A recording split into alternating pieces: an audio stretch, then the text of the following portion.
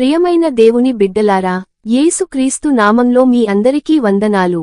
ఈ రోజు అసాధ్యం అనిపిస్తున్న పరిస్థితుల్లో ఉన్నవారికి యేసు ఇచ్చిన ఒక శక్తివంతమైన మాటను ధ్యానించబోతున్నాం. మార్కు 9:23. నమ్ముట నీవలననైతే నమ్మువానికి సమస్తము సాధ్యమే. ప్రియులారా, ఈ మాటలు యేసు ఎవరికిచ్చాడో తెలుసా?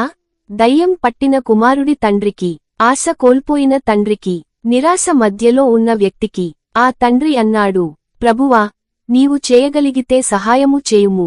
అప్పుడు యేసు చెప్పాడు ఈ మాట, నమ్ముట నీవలననైతే. అంటే యేసు అంటున్నాడు, సమస్యలో కాదు, పరిస్థితిలో కాదు, నాలో నమ్మకం పెట్టు.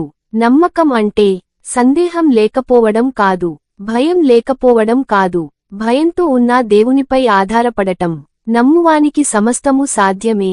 ఇది అతిశయోక్తి కాదు, ఇది దైవిక సత్యం. సమస్తము అంటే రోగస్వస్థత, విముక్తి, మార్పు, పునరుద్ధరణ. దేవునికి అసాధ్యం ఏదీ లేదు. విశ్వాసం ఎందుకు కదులుతుంది? మన విశ్వాసం ఎందుకు తగ్గిపోతుంది?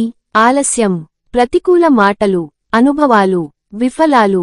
కానీ దేవుని వాక్యం మన విశ్వాసాన్ని తిరిగి లేపుతుంది. దావీదు గొల్యాతు, అబ్రాహాము వాగ్దానం, స్త్రీ రక్తస్రావం. వారు నమ్మారు, అద్భుతం చూశారు. ఈ రోజు మీరు ఏ విషయమై ప్రార్థిస్తున్నారు? ఈ వాక్యాన్ని ప్రకటించండి. నేను నమ్ముతున్నాను, కాబట్టి నాకు సాధ్యమే. నిరాశను వదిలేయండి, విశ్వాసాన్ని పట్టుకోండి. ప్రార్థన. ప్రభువైన యేసయ్యా, మా విశ్వాసం బలహీనంగా ఉన్న చోట నీవే మాకు బలం ఇవ్వుము. మా పరిస్థితుల్లో నీ అద్భుత కార్యాలు చేయుము. మేము నిన్ను పూర్తిగా నమ్ముతున్నాము. యేసు నామంలో ప్రార్థిస్తున్నాము. ఆమెన్. ఈ వాక్యంలో దేవుడు నీతో మాట్లాడితే దయచేసి వీడియోకి లైక్ చేయండి మరియు సబ్స్క్రైబ్ అవ్వండి.